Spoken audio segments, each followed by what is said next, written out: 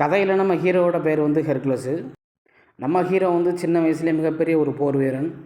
அதாவது தன்னை விட மிகப்பெரிய 5 தலை உள்ள பாம்பு, அப்புறம் காட்டு பன்னி, சிங்கம் இதையெல்லாம் வந்து வேட்டையாடி அவன் ஒரு போர் வீரனாக வளர்ந்துருப்பான் சின்ன வயசுலேருந்தே. இப்போ கிரீஸ் நாட்டு இளவரசி நம்ம ஹீரோவை தேடி வராங்க. எதுக்காக அப்படின்னா, கிரீஸ் நாட்டோட எதிரி நாடு வந்து கிரீஸ் நாட்டு மேலே படை எடுத்திருப்பாங்க. ஆனால் கிரீஸ் நாட்டு படை வீரர்களோட எதிரி நாட்டு படை வீரர்கள் அதிகம். ஸோ அவங்க ஒரு போர் வீரனை தேர்ந்தெடுப்பாங்க. அதுக்காக நம்ம ஹீரோவான ஹெர்குலஸை பற்றி கேள்விப்பட்டு நம்ம ஹீரோவை தேடி வந்திருப்பாங்க. இந்த மாதிரி போரில் எங்களுக்கு நீங்கள் உதவி செய்யணும் அப்படின்னு சொல்லிட்டு நம்ம ஹீரோட்ட கேட்பான். அதுக்கு நம்ம ஹீரோ போரில் ஜெயிச்சா எனக்கு என்ன கிடைக்குன்னு கேட்பான். அதுக்கு கிரீஸ் நாட்டு இளவரசி, நீங்கள் போரில் வெற்றி பெற்றால் உங்கள் எடைக்கு நிகரான தங்கத்தை எங்கள் அரசர் உங்களுக்கு தருவார் அப்படின்னு கிரீஸ் நாட்டு இளவரசி சொல்லுவாங்க. சரின்னு சொல்லிட்டு நம்ம ஹீரோவான ஹெர்குலஸும் இளவரசியும் கிரீஸ் நாட்டுக்கு போகிறாங்க. அங்கே அரசரை சந்தித்து எல்லா வித்தியாசம் சொல்கிறாங்க. நான் போரில் கலந்துக்கிறேன்னு சொல்லிட்டு நம்ம ஹீரோவும் சொல்கிறாரு.